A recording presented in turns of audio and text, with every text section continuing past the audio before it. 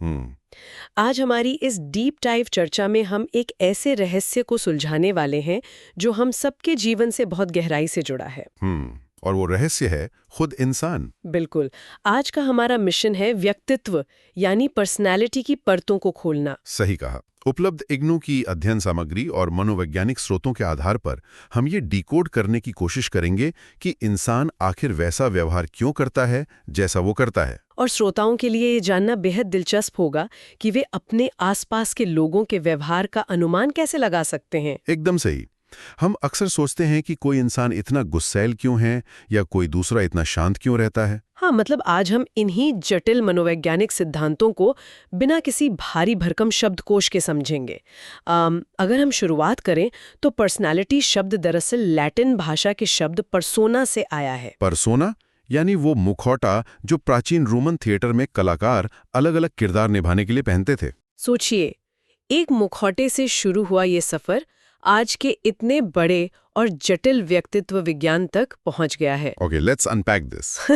चलिए इसे थोड़ा विस्तार से समझते हैं। और खोटे वाली ये बात बहुत ही सटीक और गहरी है। इंसान का व्यवहार भी तो कभी एक जैसा या स्थिर नहीं रहता। हाँ, हम सब अपने बॉस के सामने अलग मुखौटा पहनते हैं, दोस्तों के सामने अलग। बिल्कुल। लेकिन इन बदलते मुखौटों के पीछे भी कुछ ऐसी स्थायी विशेषताएं होती हैं जो इंसान के मूल चरित्र का निर्माण करती हैं। और यही वो पहेली है जिसने सदियों से मनोवैज्ञानिकों को ये सोचने पर मजबूर किया कि आखिर इस व्यक्तित्व को मापा कैसे जाए। और मापा भी कैसे जाए, ये तो एक बहुत बड़ी बहस रही है। मतलब मजेदार बात तो यह है कि इसे मापने के जो शुरुआती तरीके थे वो आज के समय में सच में बहुत ही अजीब लगते हैं। हाँ, शुरुआत में जर्मन चिकित्सक फ्रांस जोसेफ गॉल ने एक तरीका निकाला था जिसे फ्रेनोलॉजी कहा गया। ओहो, फ्रेनोलॉजी? जहां खोपड़ी के उभारों से व्यक्तित्व मापा जाता था। हाँ, सोचिए, कोई आपके सिर पर हाथ फेरकर बताए कि आप कितने ईमानदार या चालाक हैं। ये तो एकदम हास्यास्पद है। इसके बाद तो विलियम शेल्डन भी आए थे ना? बिल्कुल। शेल्डन का सिद्धांत था कि इंसान के शरीर का आकार उसका व्यक्तित्व तय करता है। मतलब अगर कोई दुबला पतला है तो उसका स्वभाव अलग होगा और गोल मटोल है तो वो खुशमिजाज होगा। सही कहा। जाहिर है कि समय के साथ ये अवैज्ञानिक धारणाएं पीछे छूट गईं। शुक्र है कि वो धारणाएं पीछे छूट गईं, क्योंकि इसके बाद मनोविज्ञान की दुनिया में एक ऐसा नाम सामने आता है जिसने सब कुछ बदल कर रख दिया। सिगमुंड फ्रॉइड। हाँ, सिगमुंड फ्रॉइड। फ्रॉइड के मनोविश्लेषणात्मक सिद्धांत ने व्यक्तित्व को देखने का नजरिया ही बदल दिया। बिल्कुल। उनका जो टोपोग्राफिकल मॉडल है, यानी दिमाग के अलग अलग स्तरों का नक्शा, वो बहुत ही मशहूर है। इसे समझने के लिए पानी में तैरते हुए बर्फ के पहाड़ यानी एक आइसबर्ग की कल्पना करना सबसे सही रहता है। यहाँ सबसे दिलचस्प बात यह है कि फ्रॉइड ने हमारे दिमाग को 3 स्पष्ट हिस्सों में बांटा: चेतन मन, अवचेतन मन और अचेतन मन। अचेतन मन यानी आइसबर्ग का ऊपरी हिस्सा जो पानी के बाहर दिखता है। एकदम सही। ये वो हिस्सा है जिसके बारे में हम हर पल जागरूक रहते हैं। और पानी के ठीक नीचे का हिस्सा अवचेतन मन है, जिसमें ऐसी यादें हैं जिन पर थोड़ा जोर डाला जाए तो वो याद आ जाती हैं, जैसे कल रात खाने में क्या खाया था। हाँ, लेकिन असली खेल पानी की बहुत गहराई में छिपे उस विशालकाय हिस्से का है जिसे अचेतन मन कहते हैं। फ्रॉइड का तो यही मानना था ना कि हमारी सारी दबी हुई इच्छाएं और डरावने अनुभव इसी अचेतन मन में दबे रहते हैं। बिल्कुल। और वही छिपा हुआ हिस्सा हमारे व्यक्तित्व को सबसे ज्यादा कंट्रोल करता है। और फ्रॉइड ने दिमाग के काम करने के तरीके को समझाने के लिए जो 3 संरचनाएं बताईं, इड, ईगो और सुपर ईगो, उसे समझना तो और भी मजेदार है। हाँ, इड, ईगो और सुपर ईगो बहुत ही रोचक अवधारणाएं हैं। क्या हम किसी रोजमर्रा की स्थिति की कल्पना कर सकते हैं? जैसे मान लीजिए एक बच्चा है जिससे हर हाल में अभी आइसक्रीम खानी है। ये बहुत ही बेहतरीन उदाहरण है। वो जो जिद्दी बच्चा है जो कह रहा है कि मुझे अभी आइसक्रीम चाहिए, वो हमारा इड है। मतलब इड को बस आनंद चाहिए, उसे सही गलत से कोई मतलब नहीं है। एकदम सही। वहीं दूसरी तरफ हमारा सुपर ईगो है, जो हमारे अंदर के उस सख्त नैतिक शिक्षक की तरह है जो हमें नियम सिखाता है। वो कहेगा कि नहीं, बिना अनुमति के आइसक्रीम खाना चोरी है। हाँ, अब इन दोनों के बीच फंसता है बेचारा ईगो। ईगो वास्तविकता के धरातल पर काम करता है। उसे इन दोनों के बीच बैलेंस बनाना पड़ता है। बिल्कुल। ईगो शायद कहेगा कि ठीक है, हम आइसक्रीम खाएंगे, लेकिन पहले अपना होमवर्क पूरा कर लेते हैं। लेकिन एक मिनट, जब ईगो इन दोनों की लड़ाई के बीच फंस जाता है तो उसे भारी तनाव होता होगा। बहुत ज्यादा तनाव होता है। स्रोत सामग्री में रक्षा प्रणालियों या डिफेंस मैकेनिज्म्स का जिक्र है। क्या इसका मतलब ये है कि ईगो खुद को बचाने के लिए कुछ मनोवैज्ञानिक चालें चलता है? बिल्कुल सही पकड़ा आपने। जब इड और सुपर ईगो का टकराव बहुत ज्यादा तनाव पैदा कर देता है, तो ईगो इन रक्षा प्रणालियों का इस्तेमाल करता है। जैसे कि दमन या रिप्रेशन? हाँ, दमन में इंसान अपने डरावने या दर्दनाक विचारों को जानबूझकर अचेतन मन की गहराइयों में धकेल देता है। जैसे कि वो घटना कभी हुई ही ना हो। एक और बहुत दिलचस्प तरीका है प्रक्षेपण या प्रोजेक्शन। प्रोजेक्शन मतलब अपनी कमियां दूसरों पर थोपना? हाँ, मान लीजिए कोई व्यक्ति खुद बहुत बेईमान है, लेकिन वो अपने आसपास के हर इंसान पर शक करता है। वो अपनी भावनाएं प्रोजेक्ट कर रहा है। और एक विस्थापन भी तो है। विस्थापन यानी डिस्प्लेसमेंट। ऑफिस में बॉस से डांट पड़ी, लेकिन बॉस को कुछ कह नहीं सकती, तो घर आकर गुस्सा बच्चों पर निकाल दिया। मतलब अपना गुस्सा किसी ऐसी जगह उतारना जहां खतरा कम हो। एकदम सही। फ्रॉइड का मानना तो ये भी था कि हमारे बचपन के शुरुआती कुछ साल हमारा पूरा व्यक्तित्व तय कर देते हैं। हाँ, उन्होंने मनोवैज्ञानिक विकास के 5 चरण बताए थे: मौखिक, गुदा, जननांग, विलंब और जननांग अवस्था। ये सब सुनने में थोड़ा तकनीकी लगता है, लेकिन क्या वाकई बचपन के वो शुरुआती साल इतने प्रभावशाली होते हैं? फ्रॉइड के अनुसार हाँ। महत्वपूर्ण बात यह है कि अगर किसी चरण में बच्चे को जरूरत से ज्यादा छूट मिले या बहुत ज्यादा सख्ती हो, तो उसका असर ताउम्र रहता है। जैसे वो जो पहला मौखिक चरण होता है? बिल्कुल। अगर इस दौरान कोई मनोवैज्ञानिक अड़चन आती है, तो बड़े होने पर नाखून चबाने या बहुत ज्यादा खाने जैसी आदतें विकसित हो सकती हैं। फ्रॉइड की ये बातें मनोविज्ञान की दुनिया में किसी भूकंप से कम नहीं थीं, लेकिन हर चीज अचेतन मन के इर्द गिर्द घूमती है, ये थोड़ा अजीब लगता है। और इसीलिए फ्रॉइड के ही कई सहयोगियों ने बाद में उनसे असहमति जताई, जिन्हें नव फ्रॉइडवादी या नियो फ्रॉइडियंस कहा जाता है। हाँ, उन्होंने ये माना कि अचेतन मन जरूरी है, लेकिन इंसान का व्यवहार सिर्फ छिपी हुई वासनाओं से तय नहीं होता। इनमें एल्फ्रेड एडलर का नाम बहुत प्रमुख है। एडलर का कहना था कि इंसान के व्यवहार के पीछे खुद को बेहतर बनाने की चाह होती है। उन्होंने हीनता की भावना या इन्फीरियोरिटी कॉम्प्लेक्स का सिद्धांत दिया। मतलब जब हम बचपन में खुद को कमजोर महसूस करते हैं, तो जीवन भर श्रेष्ठता हासिल करने की कोशिश करते हैं। एकदम सही। एडलर की एक और बात जो मुझे बहुत ही कमाल की लगी, वो है सिबलिंग राइवलरी, यानी भाई बहनों के बीच की होड़ और जन्म के क्रम का असर। हाँ, एडलर का मानना था कि परिवार में बच्चे के जन्म का क्रम उसका पूरा व्यक्तित्व गढ़ सकता है। जैसे परिवार का पहला बच्चा शुरुआत में सबका लाडला होता है, लेकिन दूसरे बच्चे के आते ही उसे लगता है कि उसका सिंहासन छिन गया। इसलिए पहला बच्चा अक्सर जिम्मेदार और नियमों का पालन करने वाला बनता है, और दूसरा बच्चा हमेशा पहले बच्चे से आगे निकलने के दबाव में रहता है, इसलिए वो थोड़ा विद्रोही हो जाता है। बिल्कुल।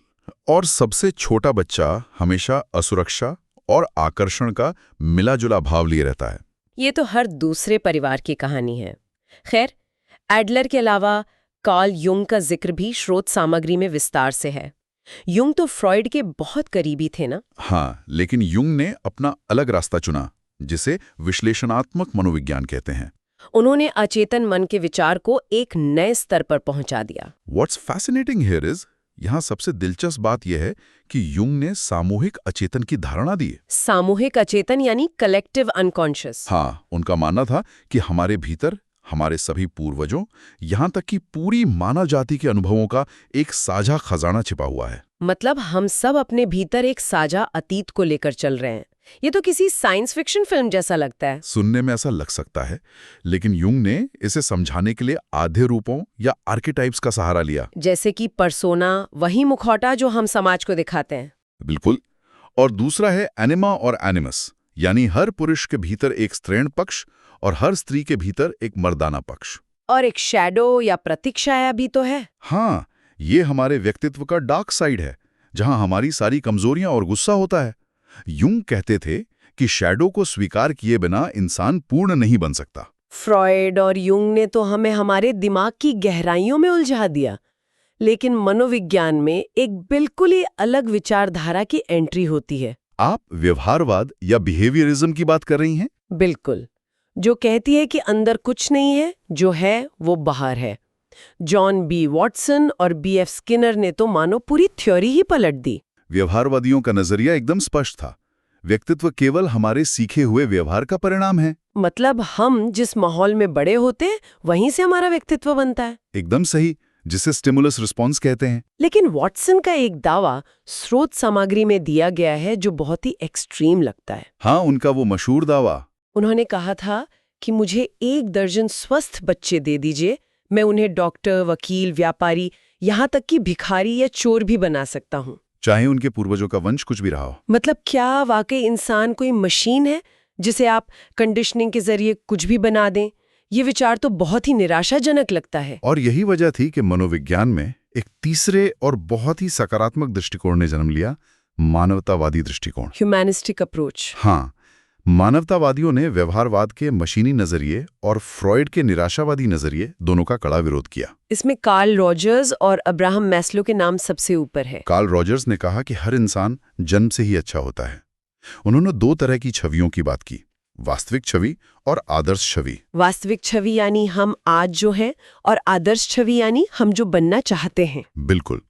और इंसान का पूरा जीवन इन दोनों के बीच की दूरी को कम करने की जद्दोजहद है। रॉजर्स ने बिना शर्त सकारात्मक स्वीकृति की भी बात की थी। Unconditional positive regard. इसका मतलब है कि अगर बच्चे को बिना किसी शर्त के प्यार मिले, सिर्फ इसलिए क्योंकि वो उनका बच्चा है, तो वो बहुत ही संतुलित व्यक्तित्व बनता है। ये बहुत ही खूबसूरत विचार है। और मैस्लो ने इसे कैसे समझाया? मैस्लो ने आवश्यकताओं के अनुक्रम या हायरार्की ऑफ नीड्स का एक पिरामिड बनाया। सबसे नीचे हैं हमारी शारीरिक जरूरतें, जैसे रोटी, कपड़ा, मकान। जब ये पूरी होती हैं, तब इंसान सुरक्षा की जरूरत महसूस करता है। फिर प्यार और अपनेपन की जरूरत आती है। उसके बाद समाज में सम्मान की जरूरत। और जब सब पार हो जाएं, तो चोटी पर पहुंचते हैं, जिसे स्व-वास्तविकीकरण या सेल्फ एक्चुअलाइजेशन कहते हैं। एकदम सही। ये वो स्थिति है जहां इंसान अपनी सर्वोच्च संभावनाओं को पा लेता है। मैस्लो ने आइंस्टाइन और लिंकन जैसे लोगों का उदाहरण दिया था। अभी तक तो हम ये समझ रहे थे कि इंसान वैसा व्यवहार क्यों करता है, लेकिन व्यक्तित्व को समझने का एक और व्यवहारिक तरीका है, जिसे लक्षण सिद्धांत या ट्रेट थियरी कहा जाता है। हाँ, ये सिद्धांत इस बात पर फोकस करता है कि हमारे अंदर क्या विशेषताएं हैं। इसकी शुरुआत गॉर्डन ऑलपोर्ट ने की थी, जिन्होंने अंग्रेजी डिक्शनरी से 17,953 ऐसे शब्द निकाल लिए जो इंसान के व्यवहार को दर्शाते थे। ये एक बहुत ही बड़ा नंबर था। बाद में उन्होंने इन लक्षणों को कार्डिनल, केंद्रीय और माध्यमिक लक्षणों में बांटा। कार्डिनल लक्षण वो होते हैं जो इंसान की पूरी पहचान बन जाते हैं ना? बिल्कुल। जैसे अगर हम अहिंसा की बात करें तो तुरंत महात्मा गांधी याद आते हैं। ये उनके कार्डिनल लक्षण थे। और केंद्रीय लक्षण जैसे ईमानदारी या दयालुता, जो हम सब में होते हैं। हाँ, और अंत में माध्यमिक लक्षण होते हैं जो सिर्फ खास परिस्थितियों में सामने आते हैं, जैसे शांत व्यक्ति का मैच देखते हुए अचानक चिल्लाना। ऑलपोर्ट के बाद रेमंड कैटल ने 16 व्यक्तित्व कारक निकाले और हैंस आइजेंड ने अंतर्मुखी और बहिर्मुखी का पैमाना दिया। लेकिन आज के समय में जो सबसे ज्यादा लोकप्रिय मॉडल है वो है बिग 5 मॉडल, जिसे ओशियन भी कहा जाता है। ओपननेस यानी अनुभवों के लिए खुलापन। हाँ, जिन लोगों में ओपननेस ज्यादा होती है वे नई चीजें सीखना और रचनात्मक काम करना पसंद करते हैं। इसके बाद आता है सी यानी कॉन्शियसनेस यानी अंतर्विवेकशीलता। ये लोग बहुत ही अनुशासित और योजना बनाकर काम करने वाले होते हैं। और ई से एक्सट्रोवर्शन या बहिर्मुखता, जिन्हें लोगों के बीच रहना ऊर्जा देता है। ए से है एग्रीएबलनेस या सहमतशीलता, जो दूसरों के प्रति बहुत दयालु और सहयोगी होते हैं। और अंत में एन से आता है न्यूरोटिसिज्म या भावनात्मक अस्थिरता। बिल्कुल, ऐसे लोग बहुत जल्दी तनाव में आ जाते हैं और उनके मूड में तेजी से उतार चढ़ाव आते हैं। आज दुनिया भर में कंपनियां इसी बिग 5 मॉडल का इस्तेमाल करती हैं। ये सारे पश्चिमी सिद्धांत तो बहुत व्यवस्थित हैं, लेकिन स्रोतों को गहराई से देखने पर पता चलता है कि हमारे भारतीय दर्शन में भी व्यक्तित्व को लेकर बहुत ही गहरे विचार हैं। हाँ, भगवद गीता पर आधारित त्रिगुण की अवधारणा इसका सबसे बड़ा उदाहरण है। सत्व, रजस और तमस। अगर हम इसे बहुत आसान उदाहरण से समझें तो इन 3 गुणों को एक गाड़ी की तरह देखा जा सकता है। सत्वगुण गाड़ी के स्टीयरिंग व्हील की तरह है, जो संतुलन देता है। जिन लोगों में सत्व प्रधान होता है वो सच्चाई और स्थिरता से भरे होते हैं। और रजस गुण गाड़ी के एक्सेलरेटर की तरह है, ये क्रियाशीलता और जुनून का प्रतीक है। ऐसे लोग सफलता के पीछे भागते हैं। एकदम सही। और तमस गुण गाड़ी के ब्रेक की तरह है, जो भारीपन और आलस्य लाता है। इन तीनों गुणों का संतुलन ही व्यक्तित्व तय करता है। So what does this all mean? तो इस सब का क्या मतलब है?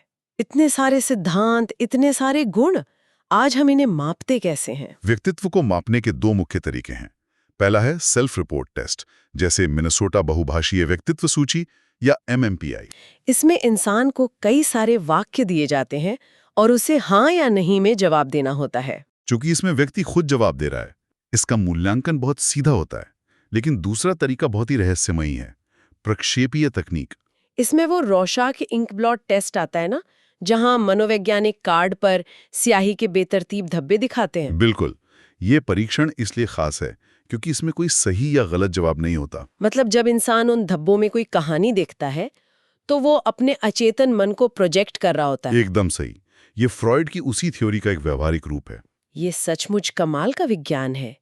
आज हमने व्यक्तित्व के अनगिनत पहलुओं को छुआ। बिल्कुल। तो अगर हम पूरी चर्चा का सार निकालें तो ये साफ है कि व्यक्तित्व को एक सीधी सादी चीज नहीं है। ये बहुत सी चीजों का एक जटिल मिश्रण है। फ्रॉइड का अचेतन मन, एडलर का जन्मक्रम, वॉटसन की कंडीशनिंग, मैस्लो की आत्मपूर्णता और बिग 5 के लक्षण, ये सब मिलकर हमें बनाते हैं। और इस पूरी चर्चा के बाद एक बहुत ही गहरा विचार सामने आता है जिस पर हमें गौर करना चाहिए। वो क्या है? हमने यूंग के सामूहिक अचेतन को देखा, जहां पूर्वजों की स्मृतियां जन्म से मौजूद हैं, और वॉटसन की कंडीशनिंग भी देखी कि बचपन के माहौल से कुछ भी बनाया जा सकता है। हाँ, ये हमें सोचने पर मजबूर करता है। प्रश्न ये है कि अगर हमारा व्यक्तित्व हमारे पूर्वजों की स्मृतियों और बचपन के माहौल से पूरी तरह से गढ़ा जा चुका है, तो आज एक वयस्क के रूप में हमारे पास अपनी पर्सोना बदलने की वास्तविक आज़ादी कितनी बची है? ये बहुत ही गहरा सवाल है। क्या हम अपनी स्वतंत्र इच्छा से खुद को पूरी तरह बदल सकते हैं, या हम अनजाने में सिर्फ एक ऐसी लिखी स्क्रिप्ट निभा रहे हैं जो सदियों पहले तय हो चुकी है? क्या बात है! क्या हम सच में अपने व्यक्तित्व के रचयिता हैं, या हम बस एक कहानी के पात्र हैं जो खुद को आजाद समझता है? ये सोचने वाली बात है। ये एक ऐसा विचारणीय प्रश्न है जिस पर हर सुनने वाले को खुद चिंतन करना चाहिए। अपने आसपास के लोगों को देखिए और खुद को देखिए। शायद आपको कुछ नए जवाब मिले। आज की इस गहन डीप डाइव चर्चा में हमारे साथ जुड़ने के लिए बहुत बहुत धन्यवाद। इस सवाल पर जरूर सोचिएगा।